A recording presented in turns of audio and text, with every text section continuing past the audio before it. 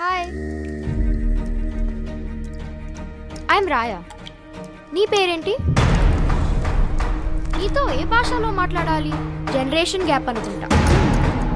సెమ్మయ్య fight పన్నింగ్ ఏమన్నా raiders shoot ಮಾಡಿದ್ರು. మరి నువ్వు చనిపోలేవా? ఇది ఒక టెంపుల్ ఆను. బై ఎనీ ఛాన్స్ तुम भगवान हो?